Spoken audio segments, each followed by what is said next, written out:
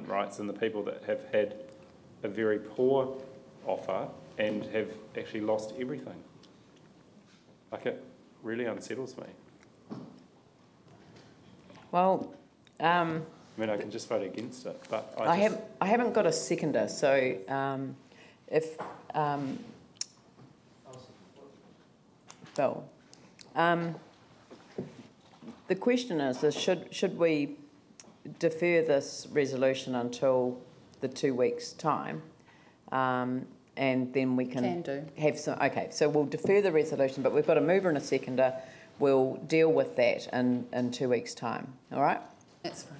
And if we could do a little bit more work just on this. I'll get some more legal understanding of the situation as well. Yeah, I mean, I think that the trouble is that there is this almost perception, because of the language of red zone, yes, that it's somehow dangerous and it's, you know, can't be built on. I mean, that's nonsense. It's just exposed to the risk of liquefaction and lateral spread. It's dropped, so the crust is not as strong as it once was. The type of building that you can build on it is different from the buildings that were there before. You know, there's all of these different issues, but there is nothing to stop the building of residential properties in these areas, but it does require substantial time, effort, work, preparation of the land. You know, all of those things need to happen, and it needs to be done in a coordinated fashion, which is the basis of the red zone offer. And if the value of the sections had been higher than the values they were prior to the decision being made, the government used the 2007 rating valuation as a mechanism for easily, you know, pricing the value of the sections. But actually, they weren't necessarily the value of each section. They were, you know, I mean, yeah. Did you not know that? No, I did. No. I'm just thinking about a comment that came out on that plan thing they sent, that the 210 ones were judged to be lower, but we don't know. The valuations were done, but there was no peer review on those valuations. Yeah. Anyway. So, but I mean, the thing is that, I mean, if you bought a house in Avonside Drive, I'll go right out of my area into the central city. If you bought a house there, and its rating valuation in 2007 was 280,000, or say 300,000, it wouldn't be surprising that you'd paid over 400,000 for the house, because that was the market value of the whole property. You know, and those were they were losers as well. So even though they got the full payout, they being paid out on 2007 rating valuations when your house didn't have to be rebuilt was devastating for people. And so, you know, those are the sorts of issues that really never got a public airing, because it was always, you know, like it was seen to be fair for everyone, but actually the fact that there were winners and losers came out much later in the public discourse. And, you know, I think we do need to stand up for the people who were on the losing side, and they are largely the ones covered by the Quake outcast, but by no means are they the only ones. Anyway, so we'll defer that to 2 weeks' time, and you'll take some more legal advice and come back to us. Yes. It's around that hazardous and contaminated land. And just talk to the team that we've got in place around the issues that have been identified, and whether there is a need for any extra consenting requirements, just to ensure that we aren't ending up with a really toxic land in the future. Yes. Yep. All right. The next one is definitions. We've signed that one off. That was the one that we did with Fiona, because it actually did relate to Okay. Allow for minor amendments. That's the resolution, which is just a catch-all for very minor things. If numbering is wrong, if there's the odd spelling mistake, if things are out of place. It's not content-driven. Yeah, I'll move that. Do I have a seconder for that? Jimmy Chen. I'll put that motion. All those in favour say aye. Those opposed say no. That's carried. Sorry, Madam Chair, before we go back then to the overall approval recommendation, there is another Beath's building resolution that we'd like to bring to your attention, in addition to the one that you passed the other day. Yeah. What page? There's a consequential series of amendments to that listing.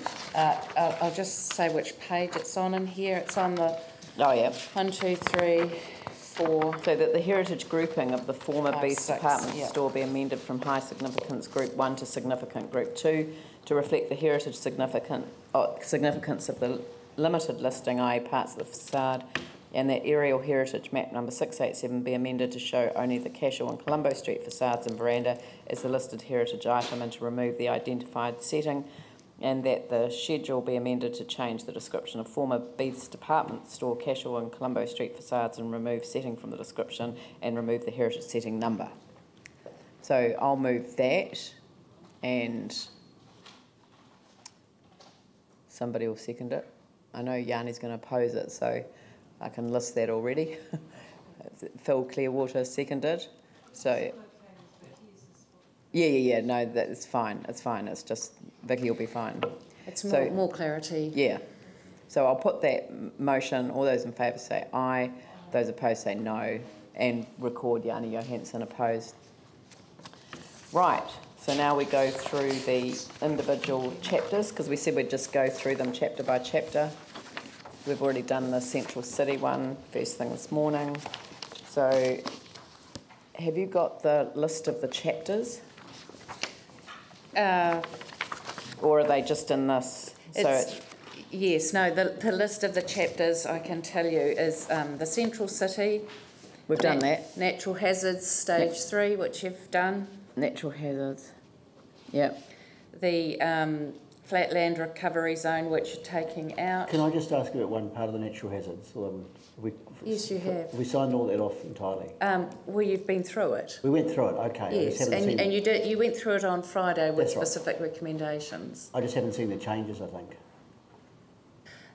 Well, we don't always bring you the changes. As long as we have the recommendations approved by you, we make those changes to what you've received. That's the way we've been doing it. Yeah, I think that what came up on last week was that, you know, there were councillors who wanted to go through each chapter and sign them off. Because if there were amendments that they wanted to put on the table, then it could be dealt with in that manner.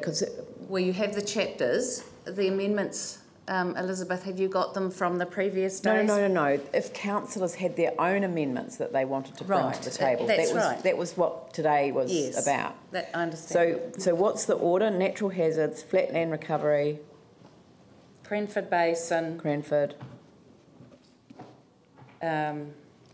coastal environment, Cranford, natural hazards, natural and cultural heritage.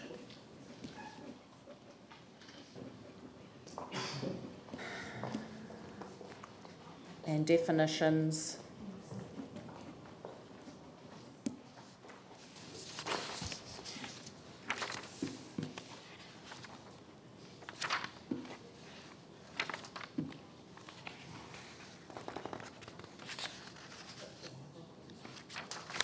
And that's it. Natural hazards, natural and cultural heritage, Cranford Basin, coastal environment. We've taken out the flatland recovery zone and definitions. Right. There is one more map I recall that you asked us to bring to you, which it's just coming through now. It's taken some time to develop, where you asked to see the natural hazard stage 3 overlaying over the residential areas. Right. And if you like, you could wait for that, or we can distribute that to you. It's just on its way now. Well, we could go through. Let's leave natural hazards, and start off, because we're not doing flatland recovery zone until 2 weeks. That's right. Let's do Cranford Basin. So the resolution in each case is that there is approval to go to the ministers, but there is the overarching resolution. Is that the overarching resolution is is simply to approve all of these chapters and their Section 32 reports, with the exception of the flatland. But I said last week that we would do it chapter by chapter, yes. so that there was you know, an ability for individual councillors to move amendments, because I mean, it's true that we dealt with amendments last week, but they were amendments that were promoted by staff. Yes. They weren't amendments that that individual councillors wanted to. So if you wanted to put in any further council amendments, you could do it under the Cranford Basin section. Yeah. So so if we just go through them one by one, but so Cranford Basin. So I mean I'm happy pro forma just to move all of these recommendations from the chair, and then I'll just call for a seconder for each one. So so can you bring up the standard resolution?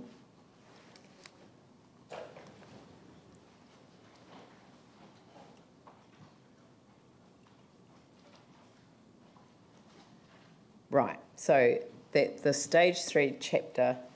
And, okay, so if you basically,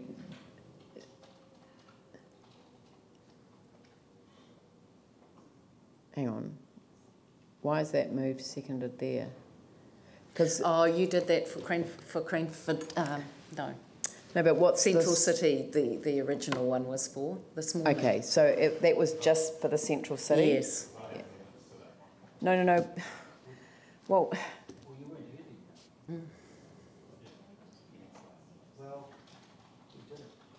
We did ask for them to be sent through, and we did ask if anyone had any. So, and I did specifically say that, just query whether you did, but we had to deal with it because the staff member was leaving.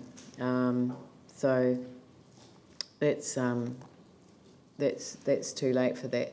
So the way that I want it is that it's the overarching resolution, but it's for each chapter. So we've done Central City chapter, so if we could have a headline for Cranford Basin. I mean, what you're going to do is take that resolution and turn it into a Central City chapter resolution and a Cranford Basin, coastal environment, natural and cultural heritage and definitions.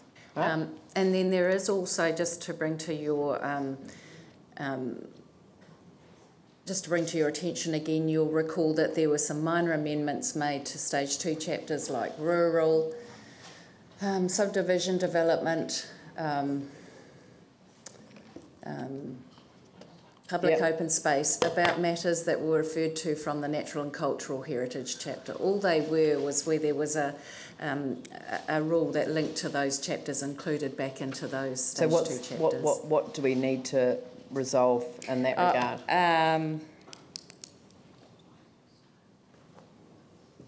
Well, that's why I had the overall chapter as all chapters in section 32. So you could put. I can come. I'll let you know which chapters they are. Well, I mean, what we could do is we could just do them as A, B, C, D. So you've got your overarching resolution: A, Central City; B, Cranford Basin; C, like just do them. Yes. I just wanted to have an opportunity for people to raise issues that they wanted to. Well, what we could do is leave 3 as it is, pass it as a whole, but then go now through each of those headings that you have, which are officers' ones, and add any further resolutions that the councillors believe need to be there. Okay.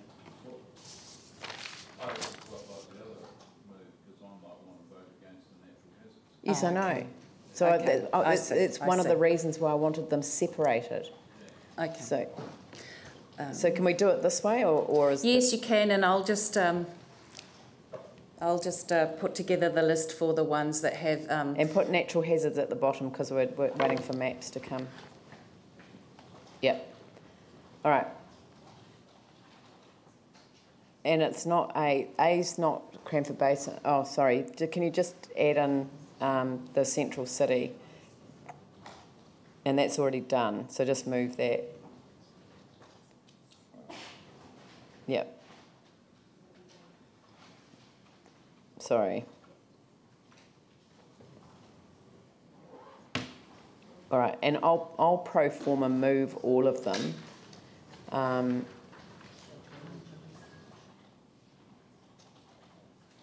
All right, so so Cranford Basin, do I have a seconder for that? David East. So is there any discussion on that, Yanni? Look, I mean, I can understand that we need to get residential land zoned in areas where there's no other viable use, but this is a floodplain. And I mean, it's interesting to reflect that this will create a desire to have infrastructure money spent on this area ahead of the other areas like Shirley that we were just talking about that is constrained, that can't intensify because it doesn't have the infrastructure.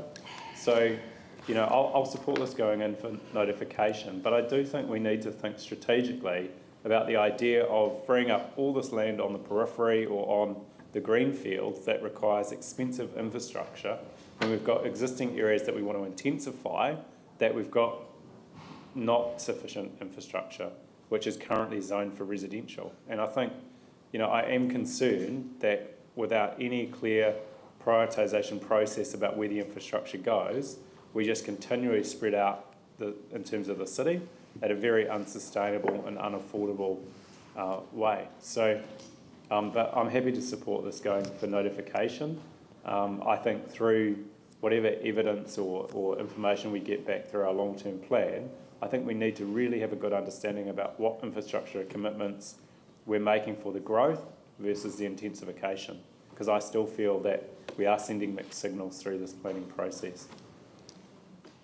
Yeah, well, I agree with that. Insofar as planning decisions and setting aside land for residential developments have got to be decisions that are taken in conjunction with the constraints that sit on our infrastructure. And I agree entirely, you know, with the Shirley area. You know, that's an area where we felt that with central government and the council working collaboratively through Housing New Zealand, that we would get an exemplar project there. But apparently the constraint is our infrastructure. So, you know, I agree on that level.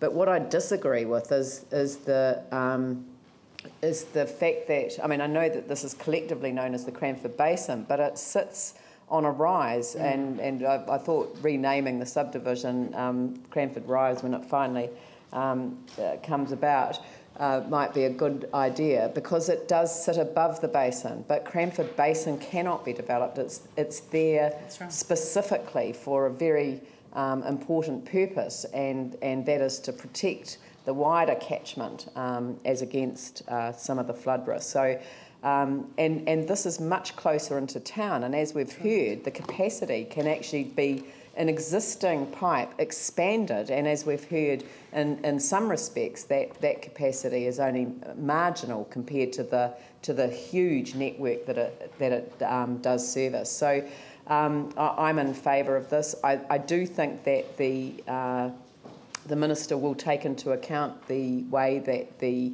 UDSIC responds to this, because if it is able to be included into the UDS, the Urban Development Strategy, then I think that the Minister will be in favour of it. I think that otherwise it would be at risk. So I'm very much in favour of this occurring, but I totally agree with Councillor Johansson that we have to be very careful about infrastructure requirements as against the making land available.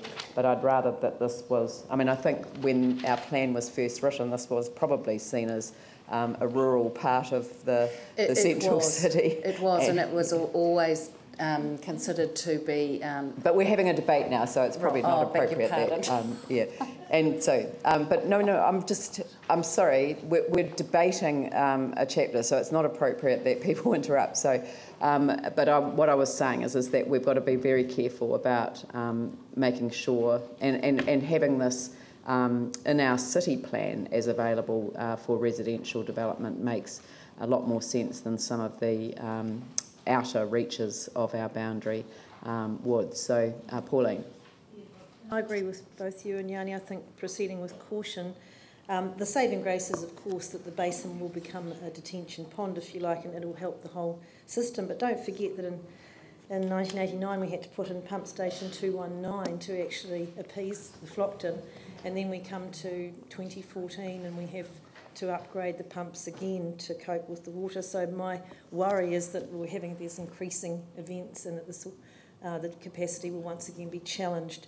But I'll support it for now, and let's just take a cautionary note on that. And the other concern is the peat as well of the ground, but those are building technicalities, I believe. Yeah. But there has been a urging for a long time to put the residential in here, and I think, as I said, the saving grace is that the other side of the road will be one big detention pond, which should actually help. Yep. All right, I'll put that motion. All those in favour say aye. Those opposed say no. That's carried. The next one is the coastal environment. Do I have a seconder for that? Glenn, is there any discussion? Yanni?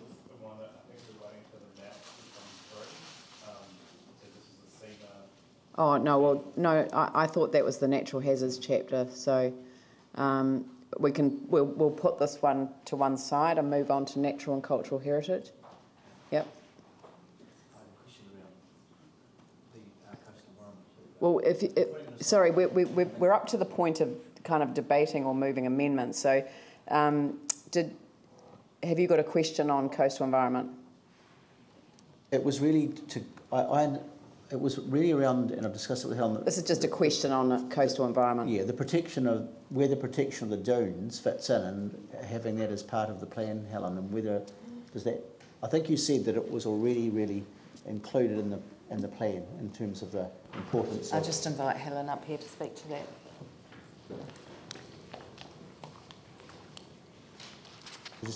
I'm just wanting to ensure that, in fact,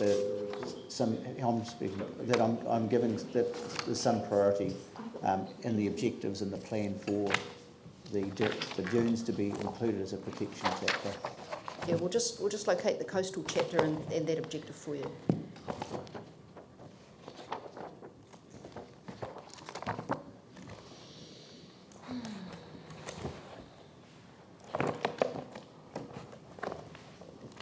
There's yeah.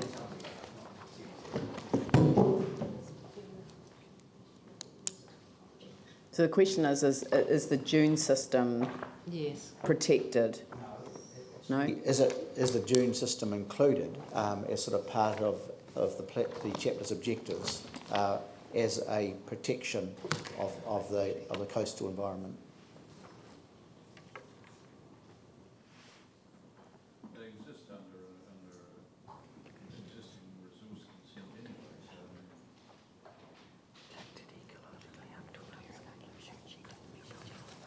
I'm not, well, look, let's move on to the natural and cultural heritage chapter in the meantime. We're still waiting for the maps, I'm sorry. Yeah, okay, so we'll go, but natural and cultural heritage we can do without the maps, yeah? Yes. Right, so I've moved that. Is there a seconder for the natural and cultural heritage chapter? Phil, Clearwater. Yanni? And I mean, obviously this goes in, there's this chapter and then there's the central city, but just in terms of a consistent approach, I just was really interested in the central city and the fact that the government have gone against their own recovery plan for the central city and brought in changes. So if the government can do that, I was kind of thinking, why can't we? So if you think of our special amenity areas that the overwhelming number of people wanted retained, is that something that we can put back into the central city, given that the government are putting things in? We've already done that. Well, except it's natural and heritage. You've done the central city chapter. You can, of course, once this whole process is completed, consider a plan change if it's necessary. But we've retained it, haven't we? I thought we've retained it except for the central city because the government, we were told we had to be consistent with their recovery plan. Yeah, no, we can't be inconsistent with it. But what we've now heard is that they're being inconsistent with it. So what I'm trying to understand is how they're being inconsistent. How? They've added a whole bunch of stuff that's different to what was in that plan. What do you mean? In the central city chapter. But They've it's just, changed it's rules. just going off to the ministers now. No, no, they, in the... Yeah, but our notification is going to them now. And our notification is different and inconsistent with what's in their plan. This is to go to the ministers for their comments. They required us to review the entire central city as part of our district plan. So that's what we've done. I know, but the point was when we discussed it, we were told that they'd made it more permitting for non-residential activities to Sorry, occur. I can't understand, what is this to do with the natural and cultural The heritage special chapter? amenity areas, whether we can extend them as a whole. But we have. Only outside of the central city. No, we've put them, but we're dealing with the natural and cultural heritage chapter. It doesn't apply in the central city. That's right. Well, it has its own natural and culture chapter for the central city. It does, Yes, but we've done all of that. Passed. Okay. So, is there any debate on the natural and cultural heritage chapter? I'll put the motion. All those in favour say aye. Those opposed say no. It's carried.